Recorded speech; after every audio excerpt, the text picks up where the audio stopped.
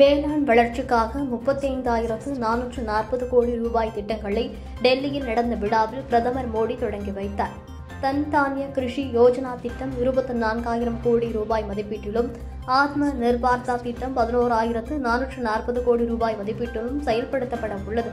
இந்த திட்டங்களை டெல்லியில் உள்ள இந்தியன் வேளாண் ஆராய்ச்சி நிலையத்தில் நடைபெற்ற விழாவில் தொடங்கி வைத்து பேசிய பிரதமர் மோடி, தற்போது உற்பத்தி முதல் சந்தைப்படுத்துதல் வரை விவசாயம் மேம்பட்டுள்ளதாக குறிப்பிட்டார். உற்பத்தி செலவை குறைத்து விவசாயிகளின் வருமானத்தை அதிகரிப்பதே அரசின் நோக்கம் எனவும் பிரதமர் மோடி தெரிவித்தார். இதற்கு பல்வேறு முயற்சிகள் மேற்கொள்ளப்பட்டு வருவதாகவும், வளர்ச்சியடைந்த இந்தியாவை உருவாக்குவதில் விவசாயிகளுக்கு பெரும் பங்கு உள்ளதாக பிரதமர் மோடி குறிப்பிட்டார். मैंने लाल किले से विकसित भारत के 4 मजबूत स्तंभों की चर्चा की है. इन 4 स्तंभों में आप मेरे सभी किसान साथी, हमारे सबसे अन्नदाता हमारे एक मजबूत स्तंभ है. बीते 11 वर्षों से सरकार का निरंतर प्रयास रहा है कि किसान सशक्त हो, खेती पर ज्यादा निवेश हो. हमारी ये प्राथमिकता खेती के बजट में भी दिखती है. ஆப்கானிஸ்தான் வெளியுறவுத்துறை அமைச்சர் பங்கேற்ற பத்திரிகையாளர்கள் சந்திப்பில் பெண் செய்தியாளர்களுக்கு அனுமதி மறுக்கப்பட்டது குறித்து பிரதமர் மோடி விளக்கம் அளிக்க வேண்டும் என மக்களவை எதிர்க்கட்சித் தலைவர் ராகுல் காந்தி மற்றும் MP பிரியங்கா காந்தி ஆகியோர் வலியுறுத்தியுள்ளனர்.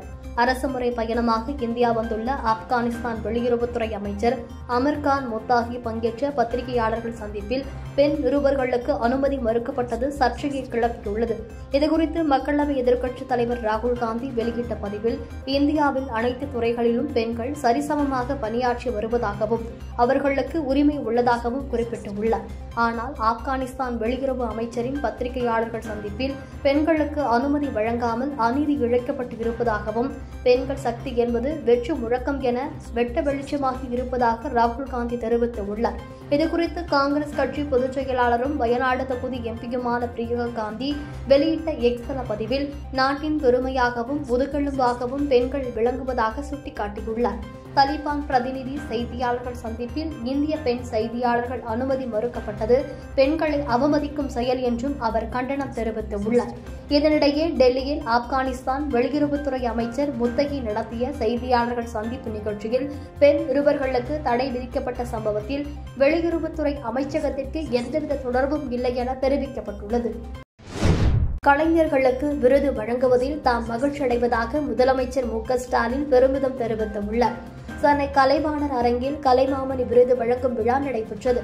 தமிழ்நாடு அரசின் சார்பில் தமிழ்நாடு இயல் இசை நாடக மன்றத்தின் மூலம் சிறந்த கலைஞர்களுக்கு இந்த விருதுகள் வழங்கப்படுகின்றன.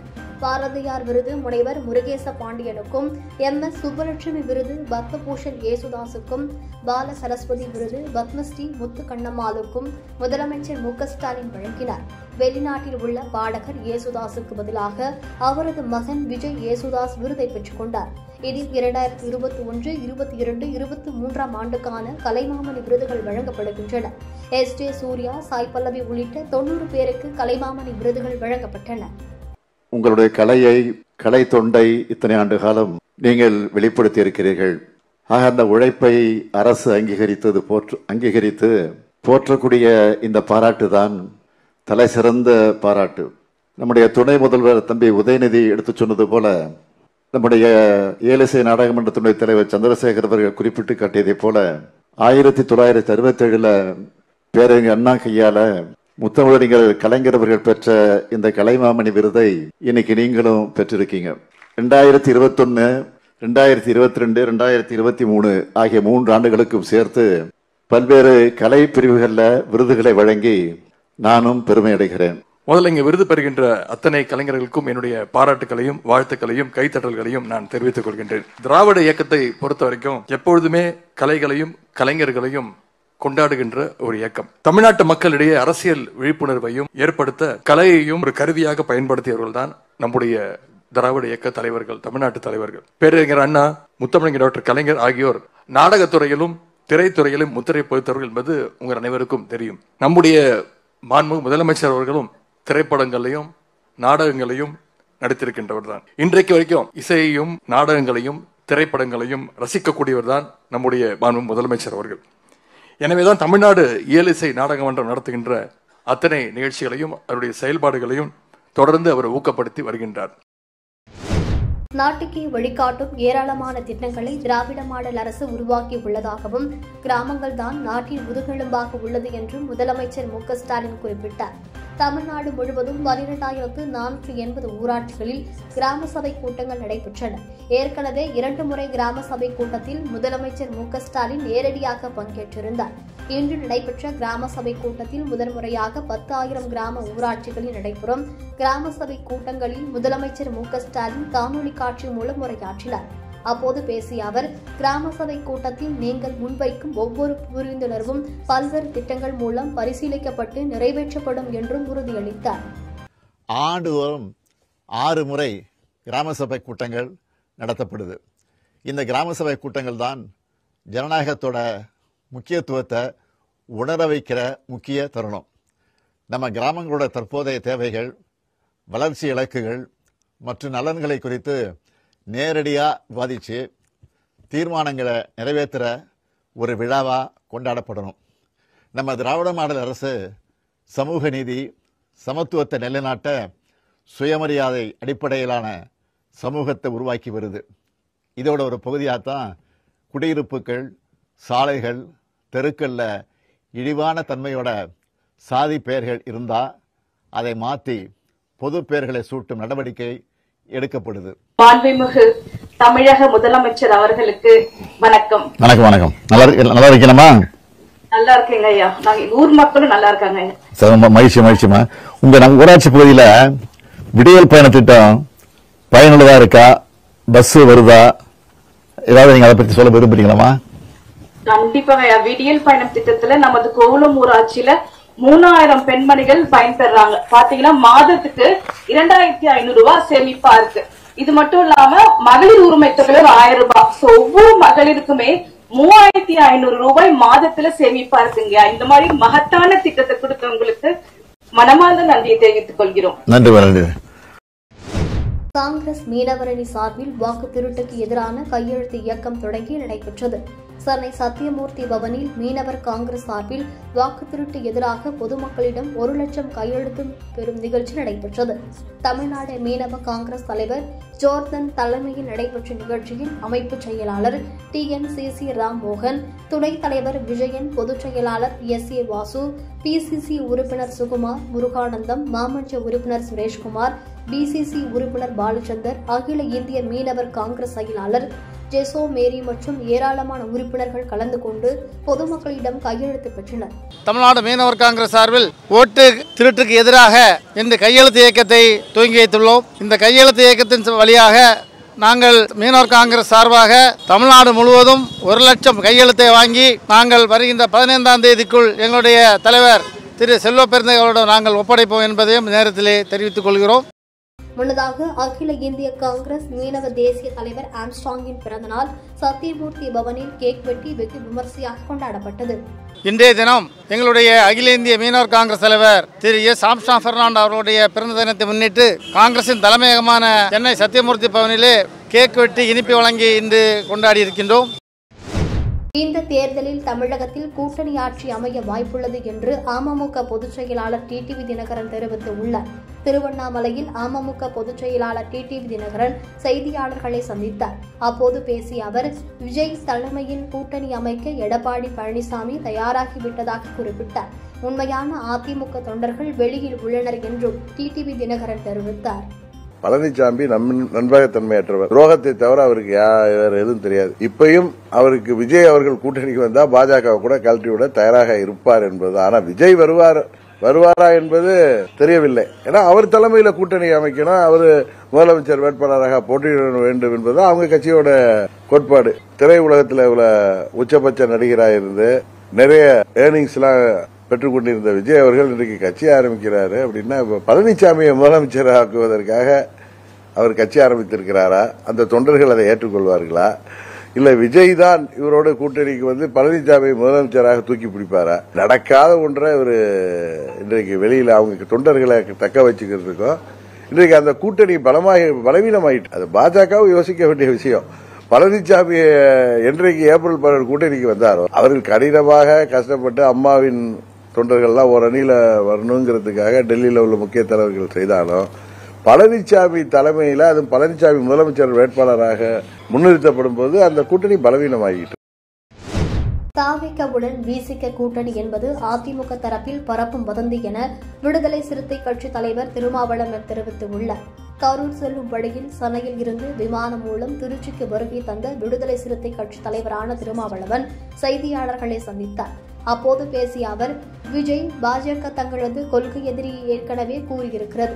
இந்த கூட்டணியில் பாஜக, அதிமுக, தாவேக ஆகிய கட்சிகள் இருக்குமா அல்லது பாஜக கூட்டணியில் இருந்து அதிமுக வெளியேற தயாராக உள்ளதா என கேள்வி எழுப்பினார். அதிமுக தரப்பிலே பரப்புகிற ஒரு வதந்தி, அவர்கள் ஏற்கனவே பாஜகவோடு கூட்டணியில் இருக்கிற போது தமிழக வெற்றி கழகம் அந்த அணிக்கு எப்படி வரும் என்ற கேள்வி எழுகிறது. ஏனென்றால் பாஜக எங்களுடைய கொள்கை எதிரி என்று விஜய் அவர்கள் ஏற்கனவே அறிவித்திருக்கிறார். அப்படி என்றால் பாஜக, அதிமுக, தாவேக ஆகிய கட்சிகள் கூட்டணியில் இருக்குமா அல்லது பாஜகவை கழற்றி விட்டுவிட்டு அதிமுக வெளியேறுவதற்கு தயாராக இருக்கிறதா என்ற இன்னொரு கேள்வியும் எழுகிறது. எனவே அதிமுக தலைமை ஒரு கூட்டணிக்கு கூட நம்பத்தகுந்த அந்த நம்பிக்கையுடைய அல்லது நம்பகத்தன்மையுடைய ஒரு கட்சியா என்ற கேள்வி இயல்பாக எழுகிறது. பாஜகவை கழற்றிவிட்டு அதன் பின்னர் தாவேகாவோடு கூட்டணி வைக்க அவர்கள் தயாராக இருக்கிறார்களா? இந்த கேள்வி எழுகிற போது அவர்களின் நம்பகத்தன்மையும் கேள்விக்குள்ளாகிறது. தமிழகத்தில் வருகிற 17ஆம் தேதி வரை கனமழைக்கு வாய்ப்பு உள்ளதாக சென்னை வானிலை ஆய்வு மையம் தெரிவித்துள்ளது. இதுகுறித்து சென்னை வானிலை மையம் வெளியிட்டுள்ள அறிக்கையில் நீலகிரி, தஞ்சை, திருவாரூர், புதுக்கோட்டை ஆகிய 4 மாவட்டங்களுக்கு ஆரஞ்சு எச்சரிக்கை விடுக்கப்பட்டுள்ளது. தமிழகத்தில் வரும் 17ஆம் தேதி வரை நாகை, மயிலாடுதுறை, நெல்லை, தென்காசி, மதுரை, சிவகங்கை, திண்டுக்கல், திருப்பூர், கோவை, நீலகிரி, ஈரோடு, நாமக்கல் உள்ளிட்ட மாவட்டங்களில் கனமழை பெய்ய வாய்ப்புள்ளதாக தெரிவிக்கப்பட்டுள்ளது. வருகிற தேர்தலில் ஆட்சியில் பங்கு, அதிகாரத்திலும் பங்கு என்பது அனைத்து காங்கிரஸ்காரர்களின் விருப்பம் என்றும் வரும் தேர்தலில் அதிக சீட்டுகளை கேட்டு வாங்குவதில் காங்கிரஸ் கட்சி உறுதியாக இருப்பதாக கன்னியாகுமரி தொகுதி காங்கிரஸ் எம்பி விஜய் வசந்த் தெரிவித்துள்ளார். பாஜகவின் வாக்கு திருட்டை கண்டித்து நாகர்கோவில் அண்ணா பேருந்து நிலையத்தில் காங்கிரஸ் கட்சியினர் கையெழுத்து இயக்கம் நடத்தினர். இந்த நிகழ்ச்சியில் தமிழக காங்கிரஸ் சட்டமன்ற குழு தலைவர் ராஜேஷ்குமார், நாகர்கோவில் மாநகர தலைவர் நவீன்குமார் உள்ளிட்ட பலர் கலந்து கொண்டனர். இதில் கலந்து கொண்ட குமரி நாடாளுமன்ற உறுப்பினர் விஜய் வசந்த், ராகுல் காந்தி அவர்கள் வாக்கு திருட்டு பற்றி வெளிக்கொண்டு வந்ததுடன் உரிய ஆதாரங்களை அளித்ததாக குறிப்பிட்டார். எங்களுடைய தலைவர் ராகுல் காந்தி அவர்களுடைய அறிவுறுத்தல்படி, கார்கேஜி அவர்களுடைய அறிவுறுத்தல்படியும், தமிழ்நாடு காங்கிரஸ் கமிட்டி தலைவர் செல்வி அவர்களுடைய அறிவுறுத்தல்படியும் எல்லா இடங்களிலும் வாக்கு திருட்டை மக்களிடம் போய் கொண்டு சேர்க்கிறது விதமாக கையெழுத்து இயக்கம் நடந்து கொண்டு வருது. எல்லா மக்களிடம் பெரிய வரவேற்பு இருக்கு. வாக்கு திருட்டு மத்தியிலும் பாஜக அரசு நம்மளுடைய உரிமை, ஜனநாயக உரிமையான ஓட்டு உரிமையை ஓட்டுகளை மாற்றி அமைத்து அதில் நீக்கம் செய்வதோ சரி, அதாவது வீட்டு எண் 100 பேர் இருக்கிற மாதிரியும், அப்பா பேர் ABCD என்ற மாதிரியும், அதே போல வெளி மாநிலங்கள் ஆட்களை உள்ள சேர்ப்பது, இது மாதிரி பல விதமான திருட்டுகளை செய்து பல இடங்களில் வெற்றி பெற்றிருக்கிறார் என்று ராகுல் காந்தி குற்றம் சாட்டினார். இதுக்கு எலெக்ஷன் கமிஷன் மறுப்பு தெரிவித்து இன்று ஆதாரப்பூர்வமாக நிரூபித்த பிறகு எலெக்ஷன் எதுவும் செய்ய முடியாத நிலையில் இருக்கும்போது இந்தியா முழுவதும் இதை மக்களிடம் கொண்டு சேர்க்க வேண்டும். ஏனால் வாக்கு நம்மளுடைய உரிமை என்று சொல்லி எல்லா இடத்திலும் மக்களிடம் ஒரு கையெழுத்துக்கு நடத்தி கொண்டு வரோம். உச்சநீதிமன்ற நீதிபதியை தாக்க முயன்ற சம்பவத்தை கண்டித்து புதுச்சேரியில் காங்கிரஸ் கட்சியினர் கண்டன ஆர்ப்பாட்டம் நடத்தினர். புதுச்சேரி காங்கிரஸ் கமிட்டியின் SC/ST பிரிவு சார்பில் காமராஜ் சிலை அருகே நடைபெற்ற ஆர்ப்பாட்டத்திற்கு SC/ST துணைத் தலைவர் ஜெயபால் தலைமை தாங்கினார். மாநில காங்கிரஸ் தலைவர் வைத்தியலிங்கம், முன்னாள் அமைச்சர் கந்தசாமி, முன்னாள் அரசு கொறடா அனந்தராமன், மகளிர் காங்கிரஸ் தலைவி நிஷா உள்பட பலர் பங்கேற்றனர். ஆர்ப்பாட்டத்தில் ஈடுபட்ட காங்கிரசார் கைகளில் பதாகை ஏந்தி முழக்கங்களை எழுப்பினர். அப்போது செய்தியாளர்களை சந்தித்த காங்கிரஸ் தலைவர் வைத்தியலிங்கம் MP, உச்சநீதிமன்ற தலைமை நீதிபதி மீதான தாக்குதல் நாட்டிற்கே தலைகுனிவு, இந்த விவகாரத்தில் மத்திய அரசு சரியான நடவடிக்கை எடுக்க வேண்டும் என்று வலியுறுத்தினார். இன்றைய தினம் உச்சநீதிமன்றத்தினுடைய தலைமை நீதிபதிக்கு ஏற்பட்ட இந்த தலைக்குனிவு இந்த நாட்டினுடைய தலைக்குனிவு என்று சொல்ல வேண்டும். ஆகவே உடனடியாக இந்த அரசாங்கம் அவர்கள் மீது சரியான நடவடிக்கை எடுக்க வேண்டும் என்று கேட்டுக்கொள்கின்றேன். அதே போல பல்கலைக்கழகத்திலே மாணவிகளுக்கு ஏற்பட்ட துன்பம், வெளியிலே சொல்ல முடியாத துன்பம், வெளியிலே பேச முடியாத துன்பம் என்று சொல்ல வேண்டும். அப்படிப்பட்ட துன்பங்களை எல்லாம் ஏற்படுத்தி கொண்டிருக்கக்கூடிய ஆசிரியர்கள் மீது நடவடிக்கை எடுக்க வேண்டும் என்று மாணவர்கள் போராடுகின்றார்கள். அந்த வேண்டும் என்பதற்காக காவல்துறையை வைத்து அடித்து உதைத்து அவர்களை காவல்துறையில் சிறையில் அடைக்கின்றார்கள். அவர்கள் மீது வழக்குகள் பதிவு செய்கின்றார்கள். நாங்கள் கேட்பதெல்லாம் உடனடியாக அந்த குற்றத்தை செய்தவர்கள், அதாவது இந்த பாலியல் சீண்டலை செய்த அந்த ஆசிரியர்கள் மீது உடனடியாக நடவடிக்கை எடுக்க வேண்டும். அவர்களை பணியில இருந்து நீக்கம் செய்ய வேண்டும். இரண்டாவது, அந்த வழக்குகள் அந்த மாணவர்கள் மீது செய்யப்பட்ட வழக்குகளை உடனடியாக வாபஸ் பெற வேண்டும். இதுதான் எங்களுடைய கோரிக்கை. சர்வதேச இடம்பெயரும் பறவைகள் கணக்கெடுப்பு தினத்தை முன்னிட்டு கன்னியாகுமரி மாவட்டத்தில் புலம்பெயரும் பறவைகள் கணக்கெடுப்பு பணி தொடங்கியது. தமிழ்நாடு அரசின் வனத்துறை மற்றும் புலம்பெயரும் பறவைகள் கணக்கெடுப்பு சங்கம் சார்பில் கன்னியாகுமரி மாவட்டத்தில் புலம்பெயரும் பறவைகள் கணக்கெடுப்பு பணி மாவட்ட வன அலுவலர் அன்பு தலைமையில் நடைபெற்றது. கணக்கெடுப்பு பறவைகள் கணக்கெடுக்கும் பணியில் வனத்துறையினர், இயற்கை ஆர்வலர்கள், பறவை ஆய்வாளர்கள், பள்ளி கல்லூரி மாணவ மாணவிகள் உட்பட ஏராளமானோர் கலந்து கொண்டனர். இன்றைய கணக்கெடுப்பின் போது சுமார் 350க்கும் மேற்பட்ட புலம்பெயரும் பறவைகள் கணக்கெடுப்பின் போது கண்டுபிடிக்கப்பட்டன. புத்தளம், மணக்கொடி உள்ளிட்ட பகுதிகளில் அதிக அளவில் புலம்பெயரும் பறவைகள் காணப்பட்டன. இஸ்ரேல் காசா இடையிலான போர் நிறுத்தம் அமலுக்கு வந்துள்ளதாக இஸ்ரேல் ராணுவம் அறிவித்துள்ளது. இதனால் காசாவில் 2 வருடத்திற்கு மேலாக நடைபெற்று வரும் போர் முடிவுக்கு வரும் என்ற நம்பிக்கை ஏற்பட்டுள்ளது. டொனால்டு டிரம்ப் போரை முடிவுக்கு கொண்டுவர 20 அம்ச திட்டத்தை அறிவித்தார். இதை இஸ்ரேல் பிரதமர் நெதன்யாகு ஏற்றுக்கொண்டார். ஹமாஸ் விரைவாக இதை ஏற்றுக்கொண்டு ஒப்பந்தம் ஏற்பட வேண்டும், இல்லையென்றால் யாரும் பார்க்க விரும்பாத பெரிய இரத்த களரி தொடர்ந்துவிடும் என எச்சரிக்கை விடுத்துள்ளார். இதனைத் தொடர்ந்து இஸ்ரேல் ஹமாஸ் அதிகாரிகள் கத்தாரில் ஒப்பந்த பேச்சுவார்த்தையில் ஈடுபட்டு வந்தனர். பிறகு போர் நிறுத்த ஒப்பந்தம் கையெழுத்தானது. அதன்படி முதல் கட்டமாக ஹமாஸ் அமைப்பினர் பணைய கைதிகளை விடுவிக்க வேண்டும். இஸ்ரேல் ராணுவம் காசாவில் இருந்து வெளியேற வேண்டும். அதன்படி காசா போர் நிறுத்தம் அமலுக்கு வந்ததாக இஸ்ரேல் ராணுவம் தெரிவித்துள்ளது. இதனைத் தொடர்ந்து ஹமாஸ் அமைப்பினர் பணைய கைதிகள் விடுவிப்பார்கள் என நம்பப்படுகிறது. ஹமாஸ் பிடியில் 48 பணைய கைதிகள் உள்ளனர். இவர்கள் 20 பேர் உயிருடன் இருப்பதாக நம்பப்படுகிறது. இந்த முதற்கட்ட போர் நிறுத்தம் வெற்றிகரமாக நிறைவேற்றப்பட்டால் காசாவில் போர் நிறுத்துவதற்கான நம்பிக்கை வலுப்பெறும். நாடு முழுவதும் பல்வேறு கட்டங்களாக வாக்காளர் பட்டியல் சிறப்பு திருத்தம் செய்ய தேர்தல் ஆணையம் பரிசீலனை செய்து வருகிறது. அந்த வகையில் தமிழ்நாடு, கேரளா, புதுச்சேரி, அசாம், மேற்கு வங்காளம் ஆகிய 5 மாநிலங்களுக்கு அடுத்த ஆண்டு சட்டப்பேரவை தேர்தல் நடைபெறுகிறது. எனவே இந்த 5 மாநிலங்கள் மற்றும் மேலும் சில மாநிலங்களில் முதற்கட்டமாக வாக்காளர் பட்டியல் சிறப்பு தீவிர திருத்தம் நடத்தப்படும் என தேர்தல் ஆணைய அதிகாரிகள் தெரிவித்தனர். அதே நேரம் உள்ளாட்சி தேர்தல் நடைபெறும் மாநிலங்கள் அல்லது அதற்காக தயாராகி வரும் மாநிலங்களில் வாக்காளர் பட்டியல் சிறப்பு தீவிர திருத்தம் நடைபெறாது என அவர்கள் கூறியுள்ளனர். ஏனெனில் உள்ளாட்சி தேர்தலில் தீவிரம் காட்டி வரும் அந்தந்த மாநில தேர்தல் கமிஷன் அதிகாரிகளால் வாக்காளர் பட்டியல் சிறப்பு தீவிர திருத்தத்தில் கவனம் செலுத்த முடியாது என்பதால் இந்த முடிவு எடுக்கப்பட்டுள்ளதாகவும் தெரிவித்தனர். காற்று மாசுபாடு காரணமாக புதுடில்லியில் பட்டாசு வெடிக்க தடை விதிக்கப்பட்டிருக்கும் நிலையில் தீபாவளிக்கு மட்டும் 5 நாட்கள் பட்டாசு வெடிக்க உச்சநீதிமன்றம் அனுமதி வழங்கியிருக்கிறது. புதுடில்லியில் பட்டாசு தயாரிப்பு, விற்பனை, பட்டாசு வெடிப்பது என அனைத்துக்கும் தடை விதிக்கப்பட்டிருக்கும் நிலையில் தீபாவளிக்கு மட்டும் இந்த தடை உத்தரவு விலக்கிக் கொள்ளப்படுவதாக தெரிவிக்கப்பட்டுள்ளது. தற்போதைக்கு தீபாவளி பண்டிகையை முன்னிட்டு பட்டாசு வெடிக்க அனுமதி வழங்கப்படுகிறது என்று உச்சநீதிமன்ற தலைமை நீதிபதி PR கவாய் மற்றும் நீதிபதி K வினோத் சந்திரன் தலைமையிலான அமர்வு உத்தரவிட்டுள்ளது. தலைநகர் புதுடில்லியில் காற்று மாசு கடுமையாக இருந்து வரும் நிலையில் இதனை கட்டுப்படுத்தும் விதமாக கடந்த 5 ஆண்டுகளாக பட்டாசு வெடிக்க தடை விதிக்கப்பட்டிருந்தது. தீபாவளியன்று பட்டாசு வெடிக்க தடை விதிக்கப்பட்டு வந்தது.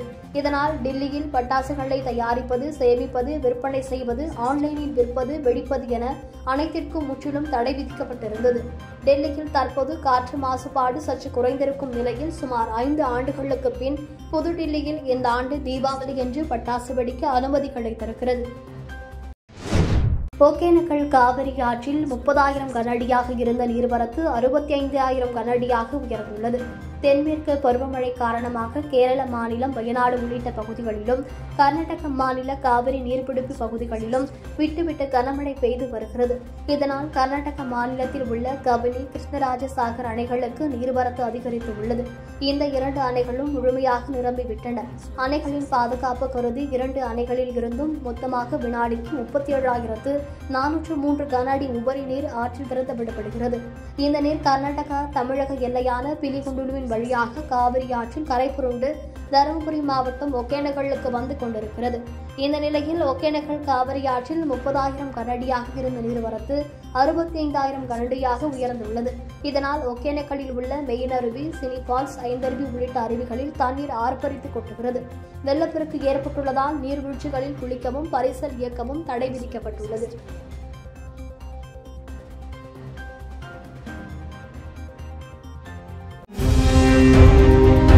புதுக்கோட்டை மாநகராட்சியில் காவிரி கூட்டு குடிநீர் திட்ட குழாய் உடைந்து சாலையில் பெருக்கெடுத்து ஓடுவதால் குடிநீர் குழாய் உடைப்பை மாநகராட்சி அதிகாரிகள் விரைந்து சரி செய்ய வேண்டும் என பொதுமக்கள் கோரிக்கை விடுத்துள்ளனர். புதுக்கோட்டை நகரில் 30 ஆண்டுகளுக்கு முன்பாக திருச்சி மாவட்டம் மாயனூர் அருகே இருந்து காவிரி கூட்டு குடிநீர் திட்டம் செயல்பட்டு வருகிறது. இந்த காவிரி கூட்டு குடிநீர் விநியோகத்தை நம்பித்தான் புதுக்கோட்டையில் உள்ள அனைத்து பொதுமக்களும் உள்ளனர். தற்பொழுது வரை வாரம் ஒருமுறை அல்லது 10 நாட்களுக்கு ஒருமுறை மட்டுமே குடிநீர் விநியோகம் நடைபெறுகிறது.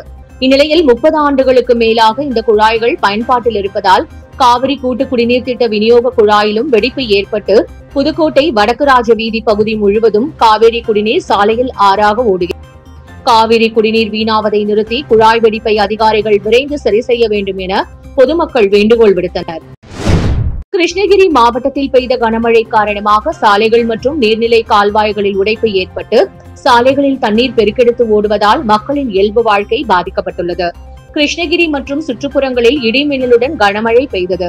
பழையப்பேட்டை, புதுப்பேட்டை, ராயக்கோட்டை சாலை, வேப்பனப்பள்ளி, சூளகிரி, பர்கூர் போன்ற பல்வேறு இடங்களில் தொடர்ந்து மழை பெய்தது. தொடர்ந்து 10 மணி நேரத்திற்கு மேலாக மழை பெய்ததால் பொதுமக்களின் இயல்பு நிலை பாதிக்கப்பட்டுள்ளது. வாகன ஓட்டிகள் சிரமப்பட்டனர். மாவட்டத்தில் தொடர் மழையால் ஏற்கனவே அணைகள் நிரம்பி வழிகின்றன. பல இடங்களில் மழைநீர் குடியிருப்பு பகுதிக்குள் புகுந்துள்ளது. காஞ்சிபுரத்தில் 2 வழித்தடங்களுக்கான புதிய நகர பேருந்து சேவையை கொடியசைத்து துவக்கி வைத்து காஞ்சிபுரம் எம்எல்ஏ எழிலரசன் பயணித்தார். காஞ்சிபுரம் மாநகர மக்களின் நீண்ட நாள் கோரிக்கையான நகர பேருந்து சேவை தொடங்கப்பட்டுள்ளது. காஞ்சிபுரம் பேருந்து நிலையத்திலிருந்து அறிஞர் அண்ணா நினைவு புற்றுநோய் மருத்துவமனை, காரப்பேட்டை ரயில் நிலையம், டோல்கேட், பச்சையப்பன் ஆடவர் கல்லூரி வரையில் ஒரு பேருந்து சேவையும், ஒலி முகமதுபேட்டை மாவட்ட ஆட்சியர் அலுவலகம், செவிலிமேடு வரையில் ஒரு பேருந்து சேவையும் என 2 வழித்தடங்களில் செல்லும் புதிய நகர பேருந்து. இதனை காஞ்சிபுரம் தொகுதி எம்எல்ஏ எழிலரசன் கொடியசைத்து துவக்கி வைத்தார். பின்னர் பேருந்து நிலையத்திலிருந்து ரங்கசாமி குளம் பேருந்து நிறுத்தம் வரை பயணம் செய்தார். அவருடன் பேருந்தில் காஞ்சிபுரம் சட்டமன்ற உறுப்பினருடன் காஞ்சிபுரம் மாநகராட்சி மேயர் மகாலட்சுமி யுவராஜ் உள்ளிட்ட உள்ளாட்சி மன்ற பிரதிநிதிகள் பலர் உடன் பயணித்தனர். இந்நிகழ்ச்சியில் திமுக மாவட்ட பொருளாளர் ஆறுமுகம், மாநகர செயலாளர் தமிழ்செல்வன், ஒன்றிய செயலாளர் குமார், போக்குவரத்து துறை அலுவலர்கள் என பலர் கலந்து கொண்டனர்.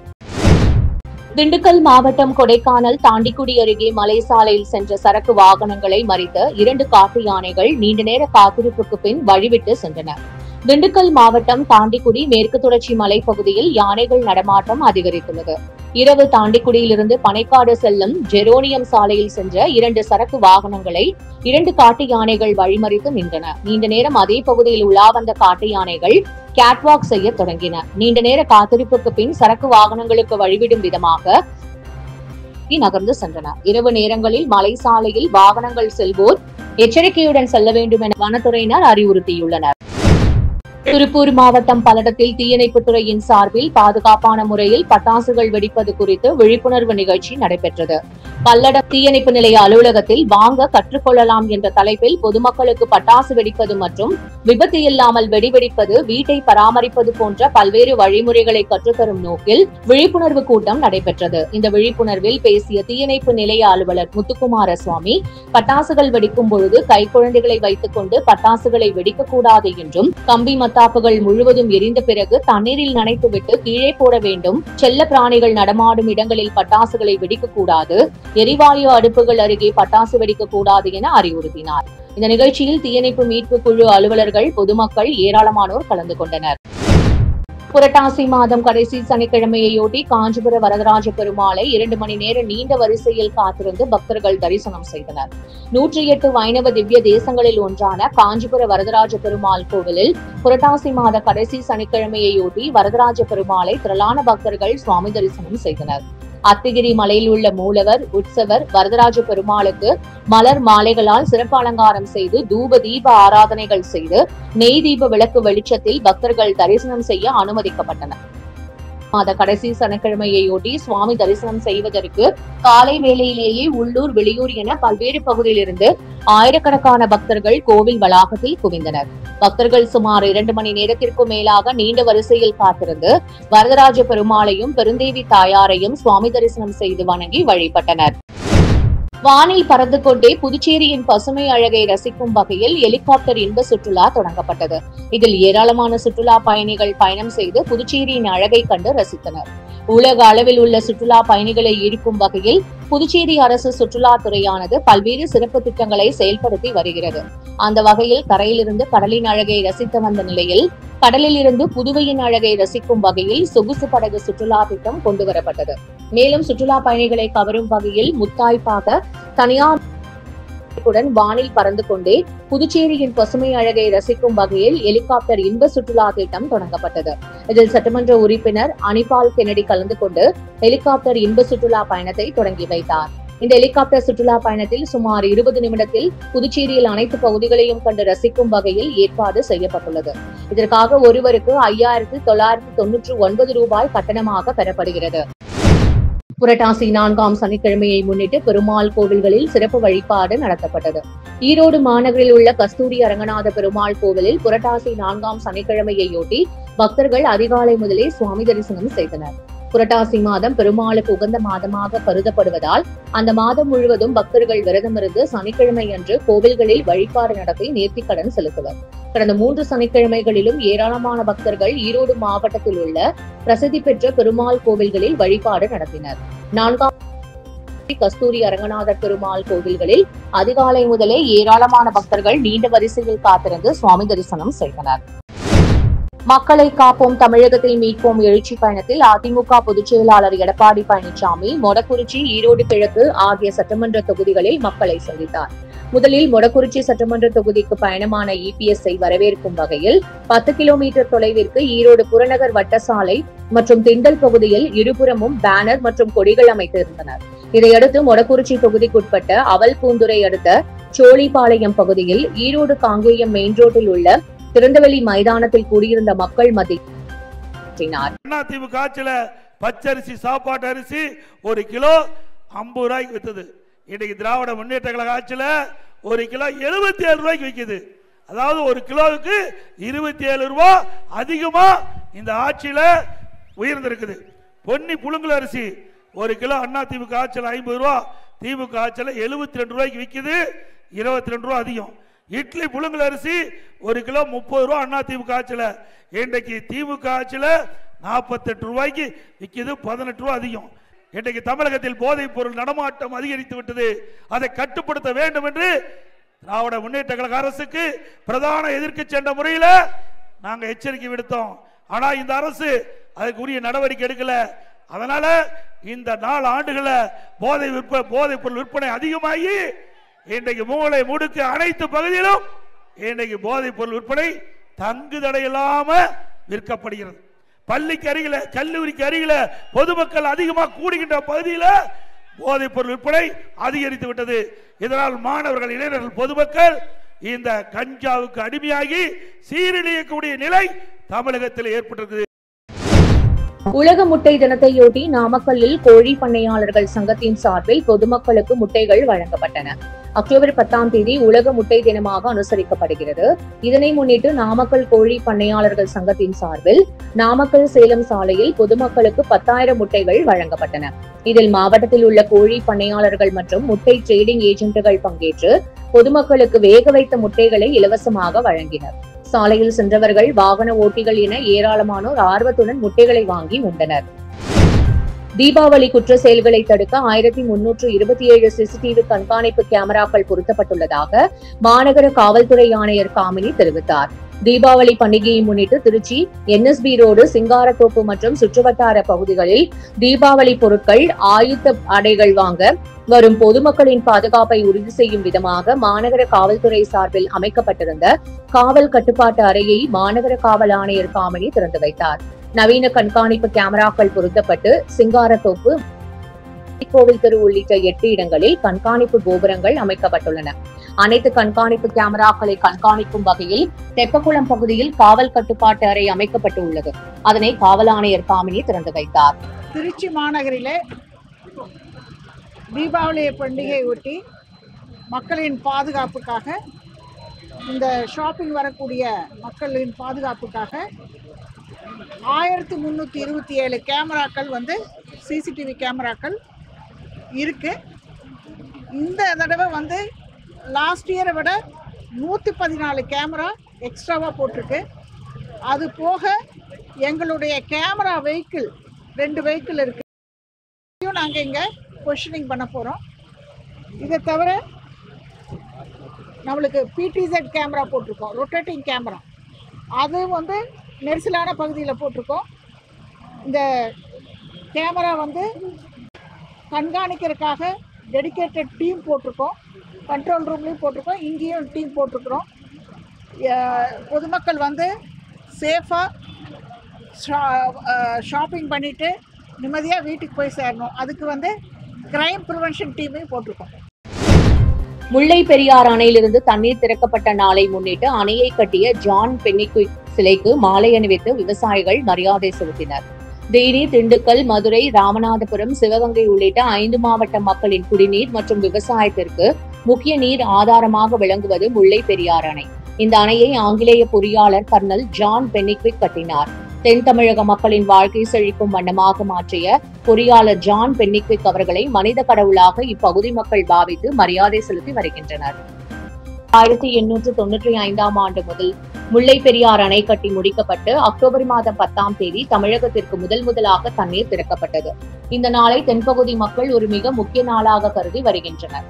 முல்லை பெரியாறு அணையிலிருந்து தண்ணீர் திறக்கப்பட்டு இன்றுடன் 130 ஆண்டுகள் ஆனதை அடுத்து தமிழக கேரள எல்லையான தேனி மாவட்டம் கூடலூர் லோயர் கேம்ப் பகுதியில் அமைந்துள்ள முல்லை பெரியாறு அணையை கட்டிய கர்னல் ஜான் பென்னிக்விக் அவரது மணிமண்டபத்தில் உள்ள அவரது திருவுருவ சிலைக்கு ஒருங்கிணைந்த 5 மாவட்ட விவசாய சங்கத்தினர், வைகை பாசன விவசாய சங்கத்தினர், முல்லை சாரல் விவசாய சங்கத்தினர் என விவசாயிகளும், அகில இந்திய ஃபார்வர்ட் பிளாக் மற்றும் தென்னிந்திய ஃபார்வர்ட் பிளாக் என அரசியல் கட்சியினரும் மாலை அணிவித்து மரியாதை செலுத்தினர்.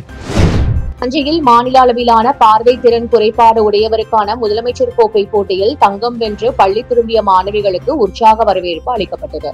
தமிழகம் முழுவதும் அரசு ஊழியர்கள், பள்ளி கல்லூரி மாணவ மாணவிகளுக்கான முதலமைச்சர் கோப்பைக்கான விளையாட்டுப் போட்டிகள் தொடங்கி பல்வேறு மாவட்டங்களில் நடைபெற்று வந்தது. இதில் மாநிலம் முழுவதிலும் மாற்றுத்திறனாளிகளுக்கான பல்வேறு விளையாட்டுப் போட்டிகள் நடைபெற்றது. இதில் தஞ்சை பார்வைத்திறன் குறைபாடு உடையவர்களுக்கான அரசு மேல்நிலைப் பள்ளியின் மாணவர்கள் தஞ்சையில் நடைபெற்ற போட்டியில் வெற்றி பெற்ற மாநில அளவிலான இதில் சென்னையில் நடைபெற்ற மாநில அளவிலான வாலிபால் போட்டியில் கலந்து கொண்ட மாணவிகள் 7 பேர் முதல் பரிசுடன் தங்கம் வென்று பள்ளி திரும்பினர்.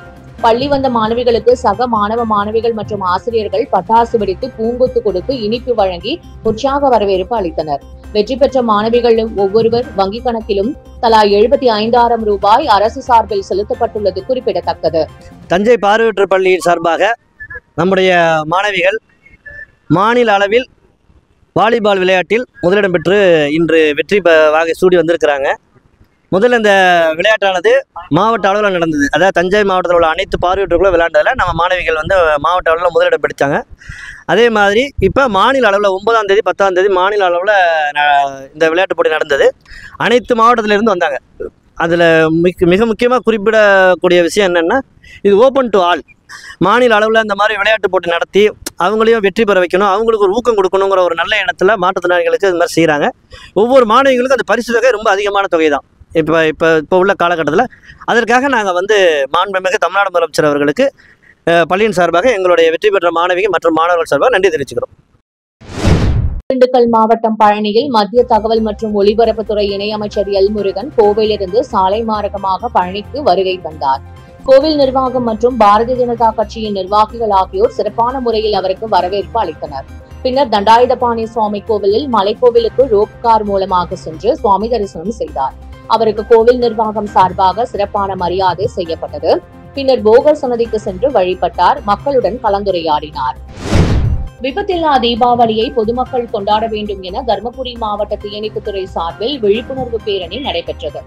நாடு முழுவதும் வரும் 20ஆம் தேதி தீபாவளி பண்டிகை கொண்டாடப்பட உள்ளது. இதனையடுத்து பொதுமக்கள் அனைவரும் பாதுகாப்பாக பட்டாசு வெடிக்க வேண்டும். பட்டாசுகளை கையில் வைத்து வெடிக்க கூடாது. சிறுவர் சிறுமியர் அனைவரும் பட்டாசு வெடிக்கும் போது பாதுகாப்பாக இருக்க வேண்டும். பட்டாசுகளை கண்ணாடி பாட்டில்கள் மற்றும் தகர டப்பாக்களில் வைத்து வெடிக்க கூடாது. சமையலறையில் பட்டாசுகளை வைத்துக் கொள்ளக் கூடாது. பொதுமக்கள் அதிகம் கூடும் கடை வீதி, பேருந்து நிலையம் இடங்களில் பட்டாசுகள் வெடிக்கக்கூடாது என்பதை வலியுறுத்தி பள்ளி கல்லூரி மாணவர்களுக்கு தருமபுரி மாவட்ட தீயணைப்பு மற்றும் மீட்புப் பணிகள் துறை மாவட்ட அலுவலர் செல்வி அம்பிகா விழிப்புணர்வை ஏற்படுத்தி பேரணியை கொடியசைத்து தொடங்கி வைத்தார். இப்பேரணி தீயணைப்பு நிலையத்திலிருந்து தொடங்கி ராஜாஜி நகர், இலக்கியம்பட்டி, செந்தில் நகர் வழியாக சென்று மீண்டும் தீயணைப்பு நிலையத்தை வந்தடைந்தது.